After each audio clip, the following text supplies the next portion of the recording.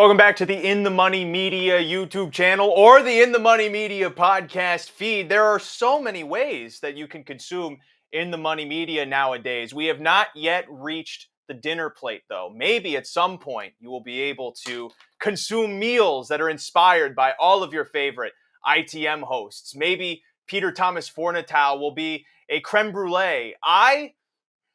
I'm probably going to be like some type of stew, if I'm being honest. Not one of those stews that you can make real quickly. It's one of those you have to leave on a stove for a week and a half just so all the flavors can marinate, or so it can burn to a crisp. That's part of the fun of making the Cotolo stew. We are here on the Harness Players podcast, broadcasting inside of the stew with kind of an open air concept outfit. Apologies if it's not the most professional garb for a video setting, but you know, our stew gets hot. It gets boiling, steaming inside of here. I like to think because podcasting has become the new coal mining. It's not a beautiful job, but somebody has to do it. The same way somebody has to talk about some of the stakes action upcoming at the Meadows, also known as Hollywood Casino at the Meadows, but we don't care about the casino part. That's for the aftermath if things go real awry, and then we have to start praying to the blackjack god, hoping that we can figure out what numbers add to 21. Nay, on Saturday, July the 19th at Hollywood Casino at the Meadows, 2 eliminations for the Grade 1 Delvin Miller Adios will take place. And as such, I have 2 compadres with me to discuss the racing action. We're going to talk the late pick 4 sequence for that Saturday card at the Meadows. They include a man who could not stay retired for long enough, and I truly mean that, Mr. Edison Hatter to my right, and then to my further right, a man who isn't retired, but he's looking for opportunities, so we brought him here on the show, Mr. Kevin Plowcha on the farther right. What's really fun about this podcast, it's 3 youngins whose collective ages, when added together, I think are only 3 or so years more than the median age of a horse player. This is an exciting experience. I'm 26, Ed's 25, Kevin is 21, and you do that math. We would bust so hard at the blackjack table if we got our age all together. But how are you guys doing? Good. Ray, you said we got to pray to the blackjack gods. I feel I have to say this in my most Gabe Pruitt-esque voice that tomorrow, Friday, and Saturday, I am going to go from Hoosier Park in Anderson, Indiana, with our low 12% takeout pick 4s, to Hollywood Casino at the Meadows in Washington, Pennsylvania, to wager these 12 races on Friday night. Then we're going to go hit those blackjack tables, maybe a little PLO action. And then we're going to come back around Saturday for 12 more. We're going to call the bookies up. We're going to put in those pick 4s. And it's going to be like Adios Day 2 years ago. Myself, Edison Hatter, and Mark Weaver. We're going to own like 50% of that pick 8 pool with that low 15% takeout. Yeah, you just reminded me, Ed. Oh, it's going to be in the middle? What? No, I'm saying his impression was good in the middle. Kind of tailed off. Oh, yeah. Yeah, that was good, man. All it reminded me of, they don't like my Derek Givner impression, even though I think it gets better every single year. But that just reminded me about how I want to do a remake of The Gambler with James Caan, not the Mark Wahlberg one, which is the one I know you watched, Ed. But I think watch any movies, you know that. You're right. But I think that Gabe Pruitt would be a great lead for a new Gambler. I've always thought that we need to have him be a Southern guy who gets into some really weird things. But that also is what I like to think is what happens when you have to spend any amount of time with Edison Hatter, which I know that if Gabe is riding alongside Ed, his action is going to start heading in directions he didn't even know possible. He's going to start betting on freaking preschool hockey. He's going to find some way to figure out how to get lines on afternoon cookouts in Pittsburgh. Who's going to make the most ham? Ed's going to have bets on that, and then Gabe's going to want to hop in on that action. So We have to corral Hatter in here, Kevin, so we can look specifically at the harness stuff. And I don't care. No, I don't care what odds you're getting on the beer pong tournament. No, it's not even that. care. I am retired. I don't do this in my retirement life. I was prepared to be retired. I did this like personal cleanse. I did this like timeline cleanse, social media cleanse, and next thing I know, like 2 days ago, I get a text from that says, "Can you hop on the podcast?" And I had said, "Who the hell is this?" And I had to think about it a while. And then he started talking about the Switch 2 and video games. I was like, oh, God, it's got to be Ray Cotolo. So I guess I'm going to have to do it. And by the way, with that, that is your true phone number, and you know it. So you have two options. You can become Mark Patterson and tell people to start texting you while you're on air and we can see what happens. Or you're going to redact it and you're going to go back and edit that out. And I'm going to get a little bleep. Yes, you would never, ever delete Ray from your phone. I know you wouldn't. And thank you for adding an extra layer of work to this whole recording for me to have to go in and edit your phone number into where you're talking instead of my actual phone number that people should not call or should not text, because I do have busy things happening, such as today we had to pre-cook our dog's food. Because our dog thinks that you can't just eat canned food all the time or else you get diarrhea all over the house. And I think she might be on to something, quite frankly. So we were happy to do it. But that takes up a lot of time. There's no time to text people, no time to call people. We're lucky I have enough time to talk about this pick 4 sequence for Saturday at the Meadows. Let's quickly look over the last two legs of the sequence, just because those are the overnight events. Then we're going to hop into the main dish of this recording, the two eliminations for the Delvin Miller Adios, which are races 9 and 10 on Saturday. But first things first, let's talk about race 11. It's the third leg of the pick 4 sequence. Just a non-winner. It's a $4,600 event with 9 horses going postward. Kevin, when I looked at this race, I had a hard time looking around Ike's Dream, aside from, Dave Pallone getting the drive. Because I don't want to be that guy who just coming from Oak Grove and these other tracks acting like I know how to look at the Meadows because I picked Dave Pallone. But I can't help but look at this horse specifically and notice last time he lost to an Oak Grove horse in that claiming handicap group. He lost to 700, who actually, when he was racing at Oak Grove, was fitting some of our higher conditions. A pretty nice horse for Dinges. I don't know who has him now at Hoosier, but all of that aside, I feel like he's probably a really tough contender there, and I'm curious if you see anyone outside of him that could be a factor. He's my lone A in this. I think it's going to be a slimmer ticket, I think, for most people, especially if they look at this race, because if you go back and watch that replay on Ike's Dream, they got to half in 53-1. The horse on the front ends up making a break, and I think you could describe it as Jordan Ross getting into a blind switch in the stretch, which that never really happens ever. He's kind of like looking left and right for room, and then he has to wait for, I believe it was 700 who was on his outside, who just goes on by to the win, but then he fights back, finishes 4th. And anything that really ships in from Hoosier as of late, Tyler George or Trent Stoller, they just have so much staying power. They have so much grinding ability to get into the race and stay in the race. So I personally think it's really hard to look past Ike's Dream, although the price will be a bit short because Pallone gets the call, and I'm sure a lot of people have noticed the Hoosier shippers have been doing quite well as of late. But yeah, he's my lone A in race 11. Well, and the Oak Grove shippers have too. You actually pointed out to me when Country Mama left Oak Grove and then set a track record for trotting mares at the Meadows. But I felt that way too. I look at some of the other horses. Like, I know my Sweet Boy Max. I remember when that horse was racing at the Meadowlands. He's a type that's tough to rely on, especially if he's a short price, which it seems like he's probably going to be second or third choice here. The Burke horse to the outside is making a steep drop, but Ronnie could blast out of there. I just didn't really know what the horse actually has to offer on the drop-in class, on top of also the 6-1 morning line feeling kind of fake. This horse probably going to take money just given the connections. And I'd love to take Rock Shining Star too, but he is a different horse than when he was winning the Opens at Oak Grove last season. And this is a tougher, real quick, Ray, this is a tougher spot for Sweet and Fearless than what he beat in that non-winners of 6.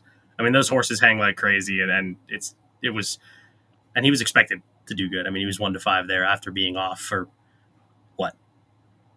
quite a while. So yeah, I think before that, even. I mean, he only has four starts this year, and he didn't race last year, so he was supposed to win in that spot. And those horses are not very good in that non-106 condition. So, I mean, he could have some staying power if Ronnie blasts, but it might be too much too soon for him.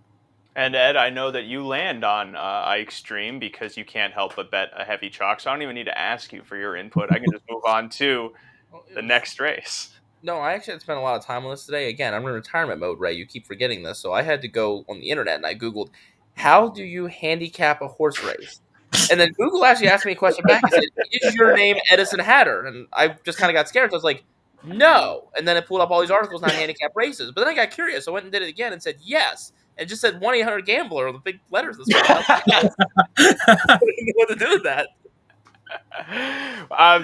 So you're going to go 1-800 inside of that third leg. I don't know how you get the double zeros into it, but you can at least get the 1-8 action. You think 700's in this race again? I took it as a sign that I'm going to go play 18 and double zero through Let Wheel all night Friday night. That's what I think it meant. Okay.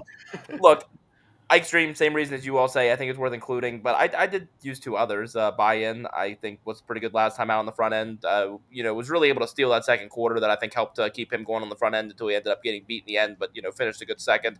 And, yeah, Rock Shining Star, it seems like a significant class drop coming in from Canada. Did start last week up there, so, obviously did the shipping, but at least is still in, current racing form. It's a horse who made $140,000 last year with 8 wins. The record last year was pretty good.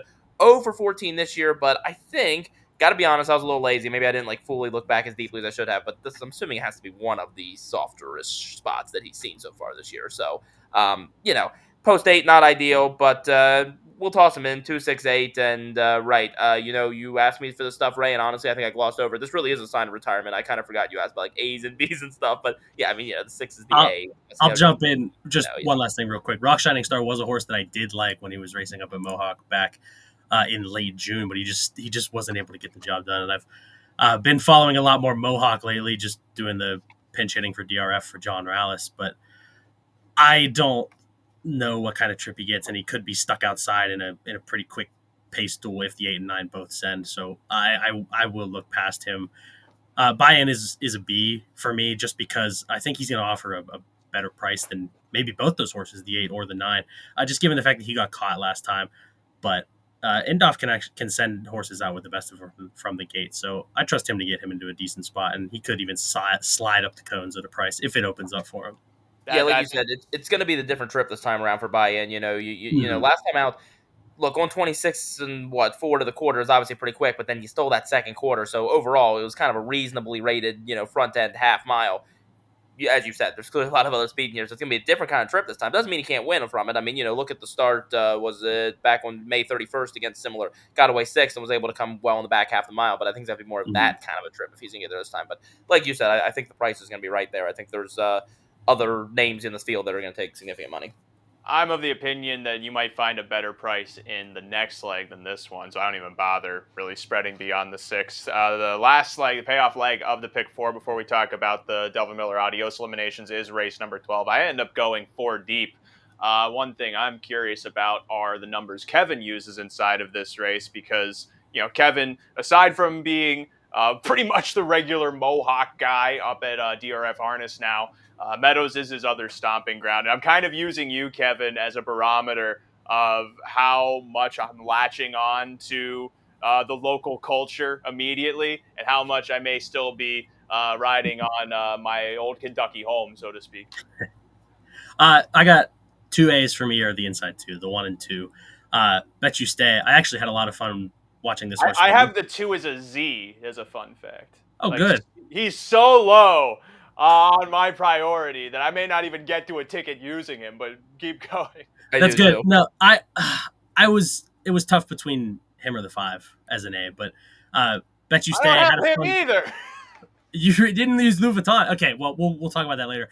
I just again, it's the Pallone and Stoller connection, right? He's been racing extremely well. He finally got the job done when pulling from 3rd last time. Was able to get up over Buy-in, who had that pretty cheap middle half, and was able to get the job done. So I do like him. I actually picked against him when he shipped in on June 7th, and you can hear Jeff Zitting in the call, because I called Lettuce Nipia, who was the winner, the Get Out Horse of the Day back on I'm sorry. Belmont Day. Can you say that name again? Lettuce Nipia, A. It's actually lettuce. It's not lettuce snipia. No, It's it's lettuce Nipia, A. That is how you say it. Yeah, that's the name Okay, of the I horse. just wanted to double check. Keep going. Yeah, no, he was like 7-2 that day, and it was great. But he's pretty logical in there, I think. And Cyclone Banner, I know that he is probably going to be overbet in this spot when moving up in class off that win, but it was a much better trip for him last time.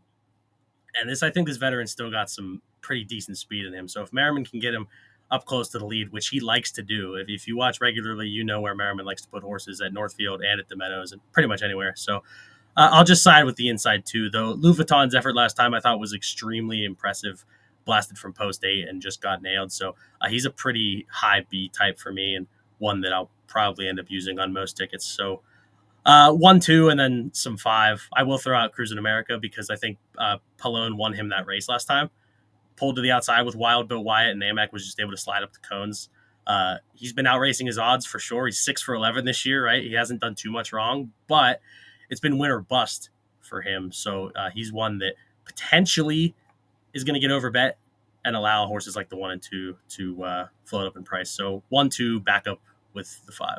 I find that hard to believe. I find it hard to believe that Dave Pallone is not the favorite inside of that race.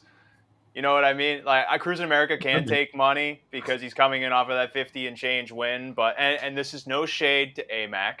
He's referred to me as the little fella who does the commentary at Oak Grove. That's my nickname down there. I would go for something shorter, but to each their own. Horse Plop, Ray, you have other nicknames today.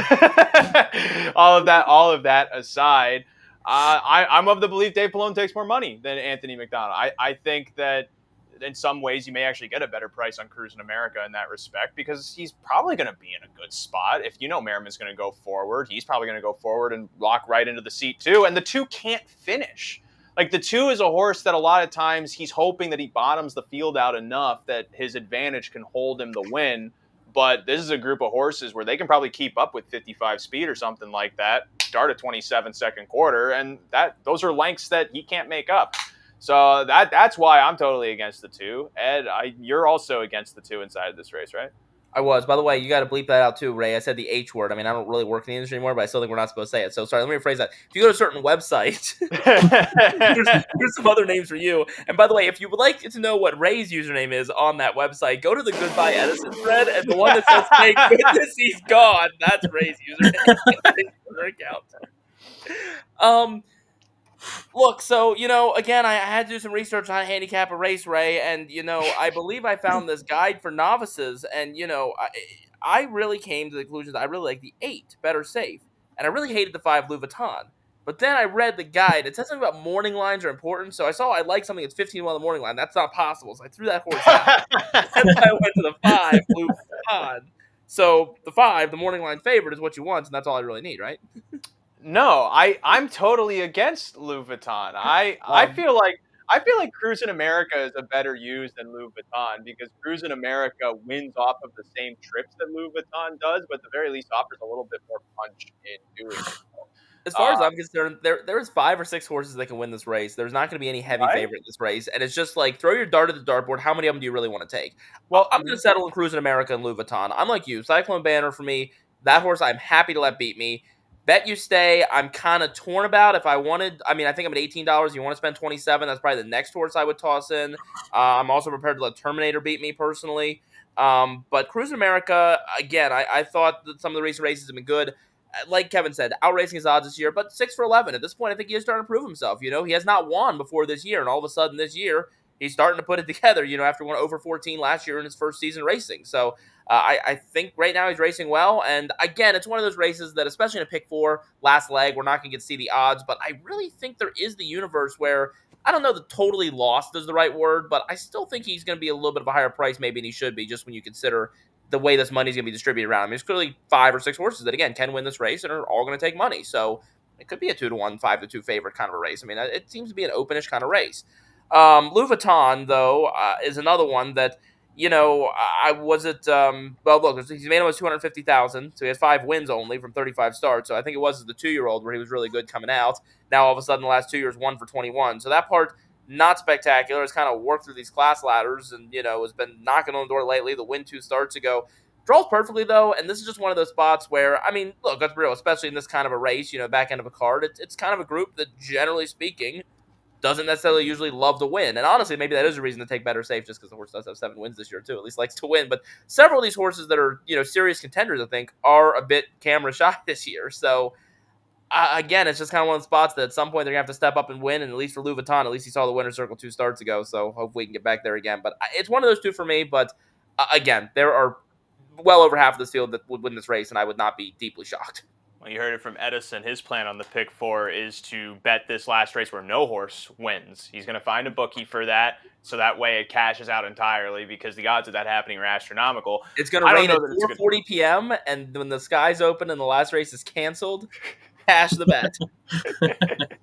I'm of the impression that I only need 4. They include the 4 Cruising America, because, again, I just feel like the trip could work out for him. But the other key to this race is noticing just how much speed there is across everything. And Kevin mentioned earlier, I got a glimpse of this when Indoff came down to Oak Grove. He can fire. He can make a lot of speed, and he has a horse who is making that move up in class, who can do 2 things. He can keep doing what he has been doing against weaker competition, which is very possible. But I also want to recognize he can do the other thing that I've seen a lot of times, which is get super scared behind the gate and take back to last from post 8.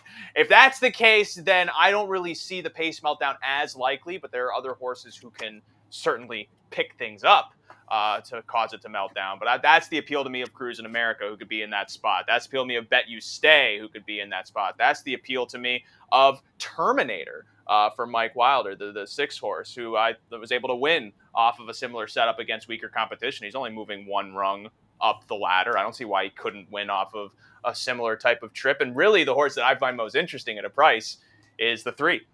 Better Option with Justin Walters, who's coming in off of an improved effort from the 6 scratch. Had about 2 weeks time in between there. And that was just a simple suck-along trip against better horses. The fact that he was closing makes me think, with this draw, he might land in the prime spot to be able to slide up and then get the nudge at whatever point wins him the race.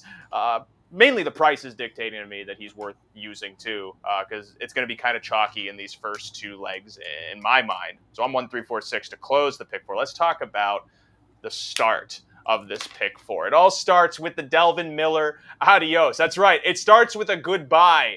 2 eliminations for the pace for the Orchid. It's the only race in harness racing where they race for flowers. There's no purse money. There's no trophy. Everyone is just racing for a bouquet of flowers. And that's what we had to do back in that's like what our grandparents would tell us. That those are the types of stories. We didn't even have purse money to race for back in the day. Back in the day, we sent our horses to the track, and whoever won got supper.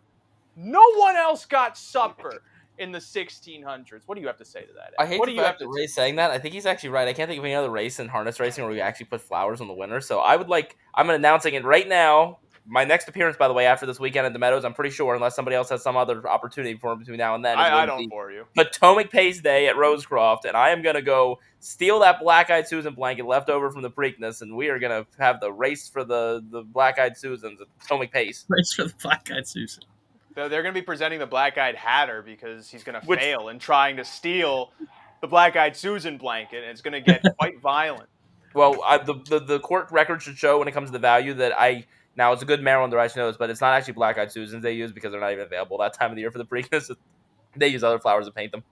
Okay, well, shut up, Ed. Here's the field for the first elimination of the Delvin Miller Adios. 15 total horses dropped into the box, so that means, and Kevin, confirm this for me, top 4 go to the final. There's no 9, right?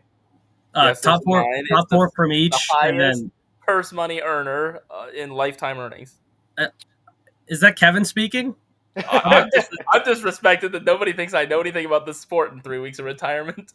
I'm going to be honest. I was trying to talk while the other Kevin was talking, so here's what I'll say. It's top 4 from each elimination plus the 5th place finisher between the 2 elims with the highest earnings.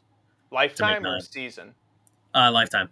Okay, so that's the stage set for this first elimination. Aside from one other note, there is a horse that got supplemented into this race, and he is the one horse, Rick Wink, for Ron Burke, someone who I feel like it's eye-catching when Burke decides to put up $35,000. Not that, we worry that there's $35,000 for Team Burke to supplement a horse with, but for me, Kevin, the thing that's noticeable, think of all of the top horses in this 3-year-old pacing colt division. Lou Prince out of the mix because he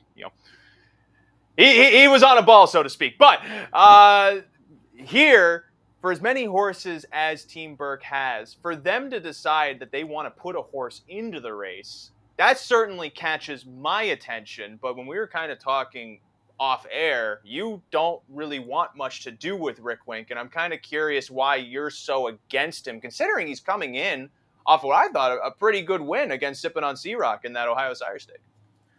He was extremely impressive, and look, it's not often that we see horses get supplemented. I mean, I forget who the horse was, but there was rumors, I want to say 2 years ago, of a horse being supplemented, but that didn't end up happening. So it really isn't too often that we see this happen. And look, especially for Team Burke to put a horse in like this to a spot like this is definitely very eye-catching.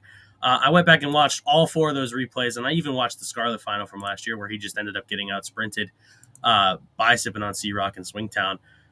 And listen, they were all good, but I thought, again, in that latest where he beat Sippin' on Sea-Rock, he capitalized off a spot where the top 2 leaders dueled, and Sippin' on Sea-Rock had to go 3 wide, and that was from post 9. He had a major post edge. Just watching him move around Northfield, I know it's a half-mile track, and this is a 5/8 track, but I didn't love how he moved, and I don't necessarily think he has the push-button speed that potentially some of these others have right away. And to think of him as maybe like a grinding type to get into the race, I'm not sure that's the case. You go back and watch that Open 2. Sure, he came from further back off the pace, but they got to the half in 53-3. And I did watch that race, and the horse to finish second, I know there's an Oak Grove horse in there, Swaggy Cow, but the horse that finished second at a huge price, Cheyenne Tough, was a condition horse here in like non-winners of 4 and non-winners of 3 type conditions. So pretty weak. I personally want to see one from him over this track and against these top horses to see what he has, and especially as the second choice on the morning line. Very curious how he gets bet. My 2 A's in this first elimination for the pick 4 purposes are Light Up the World. His kick is pretty ridiculous. If you go back and watch that race where he was able to get to Prince Hal Hanover, who was prepping, other horses were actually getting back to him too, and the fact that he was able to close as well as he did. I know it's his first start around a 5/8, but I do really like him in here. And I'll also use Twisted Destiny, who is a horse that, listen, if you look back, I know we're not really one for comparison on this show, but if you look back to like a Southwind Aussie type who won in 2019, he was a similar horse and a similar type who was really good in the PA Sire Stakes, qualified well, and then just came in and did really good things in his elimination. And Twisted Destiny, he's clearly much better this year after winning the Stallion Series title at 2. So I'm going to use him, and he comes off a solid qualifier. So it's 4-5 for me in the pick 4. And you took your glasses off and seemed to be shaking your head a lot when I talked about Light Up the World. So what did I do? Do you realistically think? Because I went back and watched that replay where he beat Prince Hal Hanover. I can't tell. Do you think James McDonald is intentionally bringing the horse back? Or do you think what I've been thinking, which is in all of these starts so far, I don't know that he's that fast off of the gate. And, Grant, he's really fast at the end of the race, but that speed on a 3-turn track versus the 7/8, massively different. Yeah, and I don't think he is, but I think in this short field, he can get away 4th. He can float and get away 4th because he could outfoot Doncic unless Pallone is really hell-bent on getting him a spot. And I think I could reasonably argue that Knockout Round and Poppy's Rocket will just take back. So, I mean, he could get away 4th, at the worst 5th, and he's going to be closing well into a spot like that. Also, the plugs were still in on Light Up the World whenever he beat Prince Hal Hanover last week. So I think he's got a big chance in here, personally. Oh, okay. Well, maybe I'll reassess that before I solidify my numbers. What do you see out of this race, Hatter? You know what? You asked Kevin, and Kevin, I don't even know what words came out of his mouth. I could have made it really fascinating why you don't like Rick Wink. I say this with the utmost respect to the Burke Brigade, but I'd like to go listen to myself on my first ever Meadowlands Pace on national TV, and how many times I said the word Gung Ho was supplemented. That means he's gonna win. Gung Ho this, Gung Ho that. Wow, I don't know why he's gonna be that good, but they supplemented him. That must mean they really, really like him. But they're not gonna supplement him to lose. Oh my God, I remember to that. lose. He didn't even make the final, did he? He didn't make the final. That might be true. Yeah. Look, I can't blame him for taking a chance. I mean, sure, the horse has been great in Ohio. I mean, look at Rick Wing's record last year. I mean, through the Ohio circuit. I think I saw him jug week out there in Ohio. I mean, he's been really good. There's no doubt about that. He's never seen horses like this. Could he be good? Time will tell, obviously. I mean, obviously, Ron Burke's probably the guy to do it with a horse like this, right? If he's going to. But alternatively, there's also maybe an argument to be made. I don't know. But you two, at this point, let's be real. I am semi-retired. You two know this stuff better than I do. But is there a reason, I mean, it's Ron Burke. He knows his horses pretty well. So you'd think he would have had this horse against some of the best last year if he really thought it was that kind of horse. So, why do you keep the thing in Ohio then, last year? And then all of a sudden this year. So, I mean, again, can't blame him for taking a chance, but not for me personally. We can talk next week about the final, depending on what he does, on Saturday. But for this purposes, sorry, Ray, you're going to hate me too, I guess. But there is a lock in here. And I think Greg Reinhardt is all in on this horse too. It's light up the world. He loves this horse. He does. It does make the question about betting on this race. Again, I have so much love for my dear home of Yonkers that I still hope they call me home, and my former employer. Beautiful Messenger Pace with Twisted Destiny was a great race, was a great effort.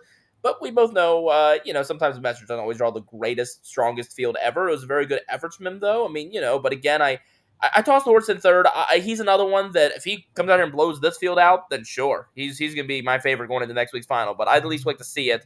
Especially if he is going to be, again, morning line favorite. I'm not sure that he is, though. I think Light Up the World could be the favorite, honestly. I mean, look, Kevin, you and I both know he really might be. I mean, we'll see how they choose to bet this field. I personally think Light Up the World goes off as the favorite. And again, just my last thing with Rick Wink. I mean, we've seen it for a couple years now. Horses from Ohio that have done some really good things. Clever Cody, but he didn't turn out to be, what maybe he could have been. And then By the Missile, who ended up becoming what he did for Team Burke. Now, obviously, don't look at what he did last week, but after the Adios and what he did for the next couple seasons. So, again, that's why I'm just taking the wait-and-see approach, because I personally don't know what he's going to bring to the table against these horses. There's one glaring omission. The podcast listeners they're just going to waiting for me to give a pick or say a horse I'm going to use. No. The podcast listeners are going to understand through just the awkward silence. The video watchers are going to understand what I'm getting at here. I want to give both of you an opportunity to address and all the time we spent talking about this race so far, a glaring omission that has occurred. Now, so here's the field of 7. Rick Wink. There's some other horses too. Who of these 7 with a pretty notable thing that has happened even within the last week? I was going to say that. Nobody let me give a pick. Nobody's let me give a pick in this segment. Because you haven't given a pick yet, I don't think. Can I give it? Yes. Prince Hal Hanover. Okay. There we go. Very good. Everyone who's watching is standing up and applauding because we mentioned the horse. Oh, no, I was going to say, Prince Hal Hanover can't win this race. I was going to go for what Ray was saying, which is Doncic, right? You're right, Ray. It's amazing. It's going to be back to Dave Pallone for the first time in 3 starts. Last week, he got a win with Cam McCown, which was great. But now it's Dave Pallone back in PA. That's incredible from the last week. How can we not mention that about this race? Look, he's not even the right basketball player who was involved in racing. Yeah. He's not even the right Slavic guy. Okay, Jokic does exist as a horse name already. So, so look, we were talking about a little bit off air, and I don't know, this personal anecdote nobody cares about, but it's funny. I wasn't sure how much I'd actually care about racing once I retired for at least a little bit, but I was out with a friend that night and got back to my apartment. And I was like, okay, before we, go play video game or go to the pool or do whatever, I want to turn on TV. It's 10:45. I want to watch the pace. And then, of course, spent the next 15 minutes saying, okay, well, here we go. It's either going to be, and, I obviously met and worked with many great people in this sport, and there's a lot of people I like. So it's no knock to Doc Moore or Todd McCarthy are great people, but it was kind of cool for me when I had the moment where I was like, you know what? I'm pretty sure this horse is coming down, and this is going to be pretty cool to see 25-year-old Cameron Capone and 25-year-old Braxton Boyd celebrating albeit in kind of a weird way with the DQ, a Meadowlands Pace victory. But I mean, again, I don't think we're here to debate the DQ, but I believe the DRF Harness article today was a clear-cut disqualification. I mean, again, any DQ in $1 million race is going to be controversial, but I think that's as least controversial as you can get, if that makes any sort of sense. But nonetheless, still, look, Prince Al Hanover had the lead, and again, admittedly, I've only seen it live once, and obviously the replays we watched that night, but if I recall correctly, he was kind of out in like the 3-4 path in the top of the stretch, kind of drifted down, obviously, to wherever still racing like he was Meadows was to come down to him. So, point being, if he stays straight, I think he wins the race as is. Maybe Meadows comes up the inside, even if he finishes second straight up. Regardless, point being, the horse raced great. So, again, can the horse do it again this week? Well, I think that's the fun thing with these 3-year-olds and these glamour boys. Like, we see this, though. This is the challenge, I think, with these horses. They're still not machines. They're still animals. So, was that a huge effort last week? And is it probably the best effort any horse here has on the page? Yes. But can he do it again the week after at a 5/8 track after shipping, 7 hours? So, that's the question mark. But I still used him along with Light Up the World. I think Light Up the World, obviously with the week off, a little bit of time, and took a little time after North America Cup. I think that gapping of races might be a little bit better off, but I still respect Prince Al Hanover a lot after last week, even with the disqualification, to include both the 2 and the 4 here. So that's the directions I went. What I will say, if we're going to discuss the DQ briefly, and I'm curious, I don't know, I was kind of debating this again with a friend I was with who knows nothing in the world about racing, but I don't think that DQ should have taken as long as it did. But part of me wonders if it took as long as it did, because I think the rules in New Jersey, again, Ray, you may be this better than me. I might be just talking totally, who knows what I'm saying. But I think, would they have had the option to place the horse last if they thought this interference was significant enough, even though it was only to the one horse? I think they could have. So I wonder if that was the debate. There are two things going on here. First and foremost, I have not had dinner yet. So every time you're saying DQ, my mind is going elsewhere. As long as it's not White Castle, we're good. The second thing, your stomach one of these days will evolve to optimal peak fitness, where you will appreciate what White Castle can do for the body. On the disqualification, I don't know the rules state to state. My thought was the whole discussion was taking so long because the last time it happened, it became a 5-year lawsuit. So it's more so they just wanted to make sure that if anything was happening, that they're triple, quadruple check. Not that, in the first disqualification, it was done egregiously. Obviously, any DQ is going to be up for debate and, of course, up to interpretations of the rules and all that other stuff. But I think the Charlie May incident played a bigger role in how long it took than them deciding whether the horse is set. And I mean, maybe you're right. The rules could say that, and that could have also been part of the discussion. I don't know. I could also be totally making that up, and somebody will correct me and say I'm a moron or something. But I'm not sure. I will say I think that's part of it too, though. That was something else I said to, again, a friend I was with who knows nothing in the world about racing. You just wanted to sound cool to a bunch of 25-year-olds by showing them some sort of esoteric thing that they're never gonna have any association with, and you just want to be like, I'm the expert in all. Well, the same way that my grandfather tried to tell me about IBM stock. Would you two experts at least agree with what I said to them, which was, I think if this was a $10,000 claiming race and not a $3.25 million Meadowlands Pace, that would have been a lot faster. I'd like to point out a few things. One, if I had nobody else gets to talk with me. I'm just monopolizing this at this point. Nobody but me is speaking the rest of the time. If I had $1 for race 10, the winner is the 3. Poppy's pistol. We move on. If I had $1 what? If I had $1 for every time Ray said, or not Ray, I'm getting my brain is turning to mush from hearing this guy talk. If I had $1 for every time I heard Edison mention the word retirement, it's like he really wants to just beat it into our brains that he's semi-retired. Like, first of all, we get it. Second of all, you're talking more than Ray. How is this happening? You come back for one show, and all of a sudden, you just talk the entire time, and it's great and all. But I would also like to point out that I might be making a glaring omission of Prince Al Hanover. I'm going to mute myself. That's why I keep talking, and nobody can... Thank you. After his first 3 starts, you wouldn't find a bigger supporter of him than me. I was like, okay, he looks way better than he ever did at 2. And you know how good he was at 2. But after his first couple starts in PA, I was like, man, he just clearly looks so much better. I could be making a glaring omission here. And depending on how things get bet, I mean, if he goes off near that 7-2 morning line, he might be the best value in that race.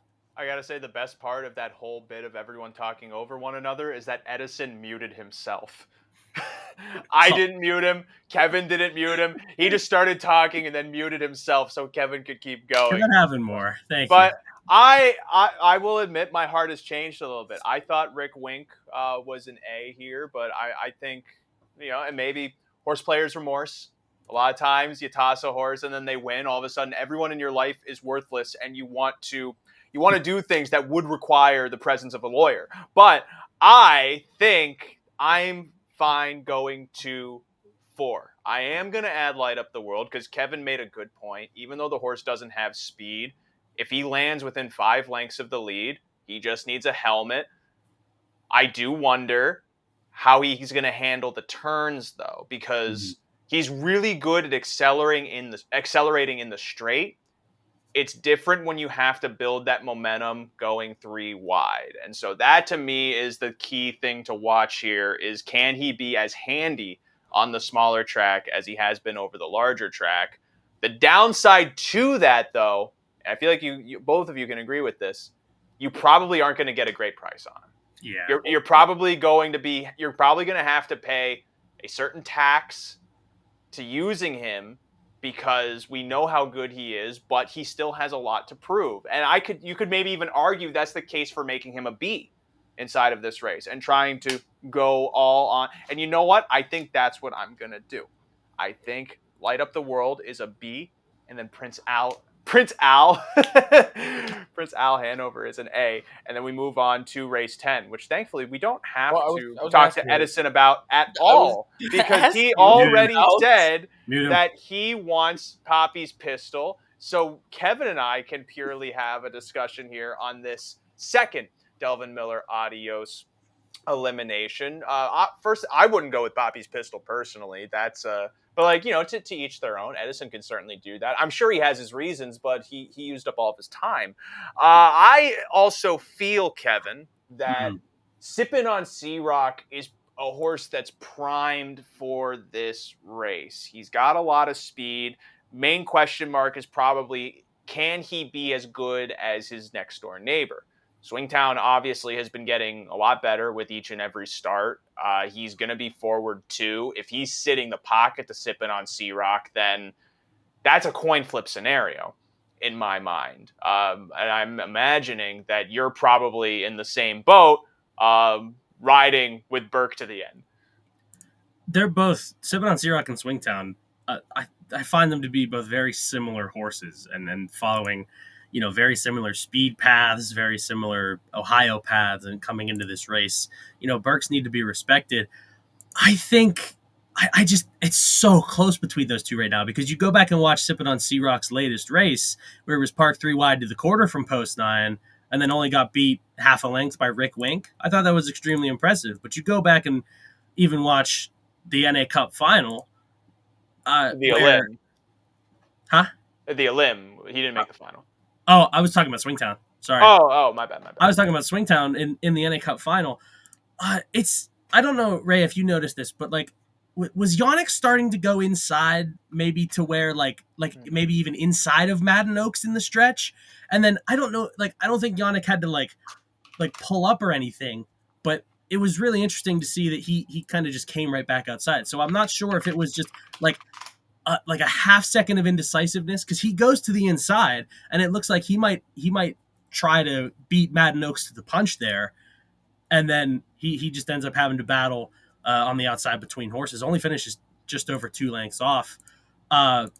He's going to be a horse that, depending on price, I'm really flip flopping between a hot, super high B and an A. I think Poppy's pistol, the more that I think about it, might be just completely super overbet in this spot. And I think a horse that could float up in odds is Fallout, and that's going to be another one of my A's because I think Tetrick could be pretty aggressive in this spot. And we've seen last time that whenever he gets aggressive with this horse, I think he has a lot of staying power. Had a tough trip in the Meadowlands Pace, but I really liked how he was grinding, and he almost caught Poppy's pistol for 3rd, despite that one, despite Fallout taking a lot more air than Poppy's pistol, who just rode the rail the entire time. So A-types for me I'll make a decision, I guess. Swingtown and Fallout, and then begrudging B. I mean, if you have to, if your ticket's cheap enough, I would include Poppy's Pistol, just because there's every chance that he gets driven like the best horse in the race and wins it with no pressure. I'll give you an opportunity, Edison, because Kevin obviously is a huge Poppy's Pistol detractor, and since you are all of your exit and you can't change, you can't pull one of your I was actually just throwing out a random horse bits. You are committed to Poppy's Pistol, and you're gonna have to inform everyone at Meadows TV to change your picks. You should make the case for why Poppy's Pistol is the horse here. So back to the question I was going to ask you about race 9. Oh my god! How do you think they bet that race? Is Light Up the World actually the favorite? I think that's part of the difficulty in this race, and of course, that being the first leg of the Pick 4, at least we can see those prices and decide how you want to proceed from there. I think he's even the middle finger under there. The FCC is going to find That's a good point. I'm still thinking about how I have to edit my actual phone number out of this episode. Oh, thank you. That's the other thing I was going to say. So now you can find it and delete it from this 45-minute and 40-second mark. You're welcome, Ray. At least I gave you a warning. Please, go.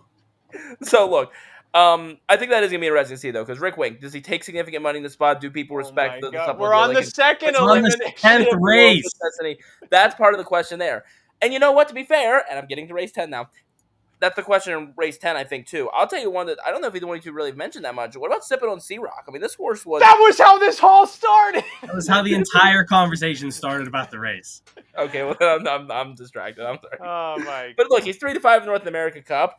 He's taking significant money. He finishes second last time out to Rick Wink. I mean, what kind of money does this horse potentially take with a post-5 draw? Yannick for Team Burke.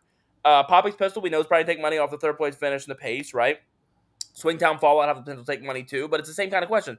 What kind of money do they take? How do they take it? You know, so another race where it's interesting to see how the betting sorts out, but nonetheless, Poppy's Pistol is the one for me. Same thing though, you know, again, got a little bit of time off there after the North America Cup.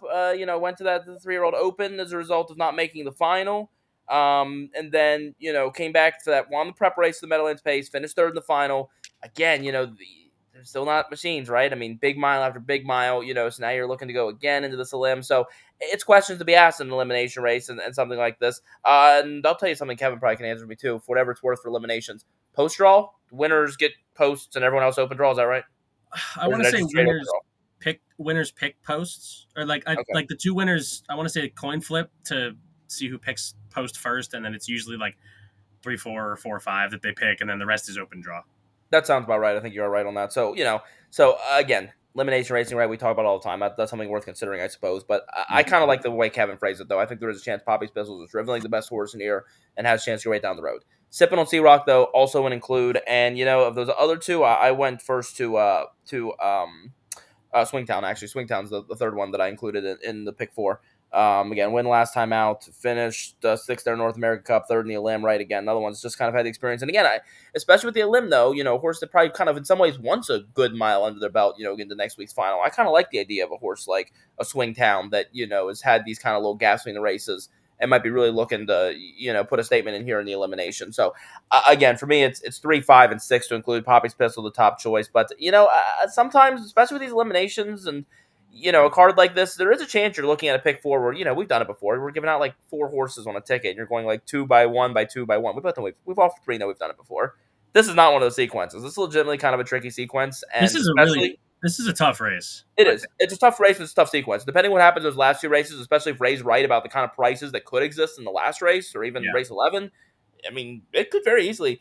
I mean, look, it could chalk out and be a $50 pick 4, but it could also be a $1,000 pick 4. I mean, anything in between is a possibility. Really could. Well, the other piece of this race specifically, the morning line does us no favors. Yeah. The morning line is as wishy-washy as when we ask Ed to pick a horse inside of the I don't think either race does as many morning line favors. I used to do morning lines before I retired. Did you know that, Kevin? No way, really? Ray, were you looking up that Swingtown? Yes, I was going to touch on that, but I wanted to first address who do we think gets favored here? Because I can see an argument where the most likely favorites are either Swingtown or Poppy's Pistol. I think it's Poppy's Pistol. I do too. And if it is, it's gonna be like maybe half a point difference between the two. I can't see Poppy's Pistol taking more money than Swingtown in this spot. And to what you were saying, Kevin, you're right. I in the North America Cup, I didn't even notice it until I pulled up the replay because I was so focused more on like Captain Optimistic and all these other horses. Sure, I hadn't yeah. really seen Swingtown resurface yet, but Yannick does try to take that inside seam, and he doesn't. He doesn't come out and hit a wheel, which maybe that would have been the thing to do. But but he does. I didn't watch the head on. I should have done that. Yeah, you gotta watch the head on. Maybe the helmet cam too. But no, I meant for Swingtown. The Swingtown. Yeah. For Swingtown, he takes back and then he comes out. And when doing that, he doesn't reaccelerate, but he stays on quite well for a horse that has to get stymied as quickly as he does. So that's certainly a marker of class that in my mind elevates him above Poppy's Pistol. And on top of, he has that race on his resume. The Meadowlands Pace is another prestigious race. It's more recent, but I feel like finishing 5th in the NA Cup has more weight than a ground-saving 3rd in a Meadowlands Pace, which once Lou Prince scratched, a lot of people were saying was a weak race. Yeah. So like that's where I'm torn. I feel like maybe the approach here is Swingtown as a lone A just for cost purposes because he's going to take money. I also want to say I don't think Fallout really adds value inside of this spot. The only way he adds value is if everyone else is thinking like me and tossing him. Because I don't know that he's a 5/8 horse. I don't know that he gets the setup inside of this spot. I think this is a situation kind of like what you're talking about with Rick Wink in the first elim. You're gonna get an opportunity to see what he has to offer, and maybe on the counterpoint of what we're talking about with Light Up the World, if Fallout for some reason is 6 or 7 to 1 in this race, you're getting a premium. You're getting a justified price on him. With Light Up the World still having to prove that he can handle the smaller track, Fallout has to do the same thing, but you're not going to have to suffer for a short price because everyone thinks he's going to be the greatest thing since Genghis Khan, Hanover, to make it a harness racing term. So Swingtown for me would be an A. I'm torn about even using Sippin' on C-Rock at this point. You both of you have kind of made a case where I think maybe he's a B at least in this race. He's going to take money. He's going to maybe be on the high end 3 to 1 here. Is that? I think he's the second choice. You said Swingtown's second choice. You think Swingtown and Poppy's Pistol are battling for favoritism? I think Sippin' and C-Rock and Poppy's Pistols are. I think Poppy Pistol the favorite, but I think Sippin' on C-Rock second. There's no way Swingtown's the third choice here. I think Sippin' on C-Rock is going to float up rather than Swingtown. Sippin' on C-Rock might be fourth choice in here. And I know we haven't mentioned, I'm retired, so I don't really put opinions on these things anymore. I know we haven't mentioned others to the inside, but I think they're more just I don't think PA Sire Stakes types. Yeah, I don't think I love a horse like the 1 or the 2 or the 4 on paper, but they've blown Dexter Dunn, Chris Page. They might just take money based on some drivers coming into town. Especially Railroad Station lost it 1-5 last week. I watched that race at Philly in a condition, so that doesn't give me much confidence in him coming into this race. But I do want to note on Wedlock Blue Chip, if you go back and watch that race, remember the Alamo 1, that was kind of a conveyor belt race. And Wedlock Blue Chip had to park the mile there. And he gained some ground, but he stayed on in a sprint to the finish where no one was really going to gain ground. And he's won in Pennsylvania Sire Stakes, been in good spots. Only downside is people, I think, are going to go to Poppy's Pistol because they're going to go, oh, Dave Miller picked Poppy's Pistol instead of Wedlock Blue Chip. When Dexter Dunn is potentially getting a live drive, and this could be more of a case for like verticals than for the multis. I think if Wedlock Blue Chip wins, it's the luckiest of trips unfolding, which in a gambling game, like you could argue, maybe he's a C inside of this race if we want to go that deep into it. But all things considered equal, both of these elims feel like they can be formful, and I'm not really sure there's a lot of room for big surprise. I think you both agree on that. Yes, very much so. Sure. All right. Well, with that said, let's recap these numbers and then wrap what I thought was going to be a 30-minute episode, but is 24, and there's going to be another half hour in both the audio and video edits because I have to figure out whose phone number I'm actually putting in over my own. Yeah, you know who you cannot invite back next week to make the recording half the You're time? pointing at me! Oh, I'm pointing at him on my screen. Yeah, I'm that one. pointing at Ed on my screen. Okay, that's a lucky alibi you have. So my thought here on this pick 4 sequence, leg 1, I'm using Prince Hal Hanover as an A, as I am, but no, and then Light Up the World as a B.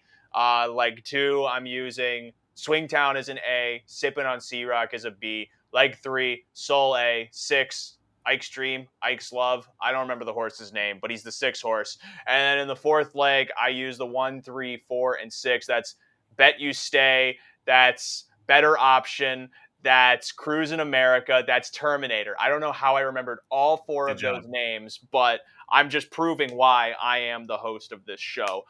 Kevin, your numbers for this pick 4. Race 9, A's Light Up the World and Twisted Destiny in the first. Adios Pace with Prince Hal Hanover being a B who can easily win, I think. Race 10, second limb, Swingtown and Fallout as A's. That's the 6 and 7 with Poppy's Pistol as a use break glass in case of emergency, I guess, if you have the capital to afford it, as a B. Race 11, Lone A, Ike's Dream with a B being buy-in. I think he provides some decent value if he's forward. And race 12, 2 A's, the 1 Bet You Stay and the 2 Cyclone Banner with the 5 Louis Vuitton as a B. Now, Edison, you're going to get to say your bit, but I'm giving incredible restrictions here. You are not allowed to use any words in the English language. You are only allowed to use he's only, or any language for that matter. He's only allowed to use the Arabic numerals, being the 1, 2, 3, 4. Lone exception, if he has to use the letters A or B, they are allowed. So, Edison, your pick 4 numbers. Not my phone number for a third time tonight. Your pick 4. You can't dial my number to catch a pick 4. Min biljetter för Meadows time. I said no other language. You have to use Arabic numerals. Not the Arabic numerals in Swedish. I'm not as fancy as you two with the A's and B's, but I'll try to make it up on the fly. Light Up the World as an A, B for Prince Hal Hanover there in the first leg. Second one, I think it's just Poppy's Pistols, the A, and then Swingtown, Sippin' on Sea Rock is B pluses, if that makes sense. Like, they're the first B's I'd put in, though, honestly. Ike's Dream is the A, the B's is Buy-In and Rock Shining Star. And in that last leg, I put both of them as A's, that Cruising America and Louis Vuitton. Okay. Poppy's Pistol has no chance. Is this when I say my last 30 seconds bit, Ray? Well, you can say that you'll be on the broadcast this weekend. I will be on the broadcast tomorrow and Saturday. Myself and Jeff Ziddick. Apparently, Kevin Plowcha is too lame to join us. I can't be there, but I'll be there for the entire. Oh, right. Kevin's getting married Saturday. No, right? I'm going to a friend's wedding. Yeah, Kevin's married to the job, so you can't. That'd be like adultery if you bring a woman into. I'm going to a friend's wedding. I will be on air this Friday and Saturday at the Meadows. 5:10 Friday, 12:45 on Saturday. Looking forward to these limbs. Looking forward to 2 working days in this sport. And I will say, for anybody that sent me stuff, because I've been sending a lot of stuff on social media. If anybody listens to this podcast that sent me stuff on like X or whatever, got to be honest, I will see it eventually, but I have really stopped using it a lot more frequently. So best way to reach me is email Edison. EDISON H1037@gmail.com, or honestly text, call, whatever. 2 phone numbers I can give. One come directly to me, and I'm definitely happy to talk. I have to edit Kevin's number out of this episode now. I'm losing track of how many times you're trying to give people my phone number. Let's wrap this up, yeah. Yeah, no, that's it for this Harness Players podcast. It's going to be coming out late because it's nothing against all of you. It's just if everyone in the Money Media audience wanted to call me, I'd probably pick up. I think they'd be trustworthy in some capacity, but let's be honest. Some people land onto these videos off of Mr. Beast weird challenge type things, and those are a bunch of 12-year-olds. I don't want 12-year-olds prank calling me. And it's not because, well, it's partly because it's weird, but it's also because they are so vicious. They are the only people who actually know how to hurt my feelings. Older people can't do that to me. Their insults rub off on me easily. But a 12-year-old, it's like they have a knife. And Ray is with such a that good video editor. knife, We're making a video edit out of video now. with Oh, that, done. with We're that done knife, here. they just We're done stab it into you.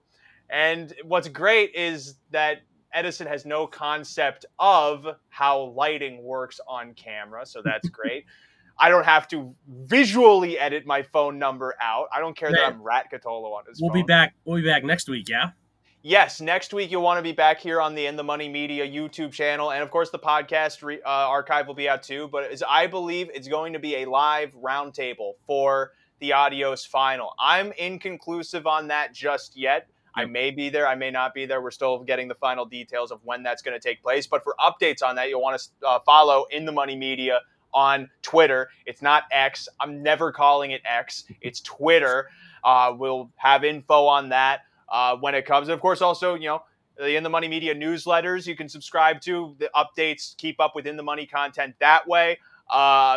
More flat stuff to come too. Del Mar's opening this weekend. Saratoga continues. There's constant horse racing coverage here on the In the Money Media YouTube channel and the In the Money Media network abroad. That said, I am just a lowly broad. I'm not lonely, maybe a little bit at times, but it's hard to fill an open heart, as I think Oscar Wilde may have once said. Probably not. He's the first man that came to my mind. He's Kevin Plowcha. Ed Hatter is currently in timeout. We thank you for watching. Thank you for listening. Subscribe to In the Money Media on YouTube and find your podcasts wherever you find your podcasts. Bye-bye.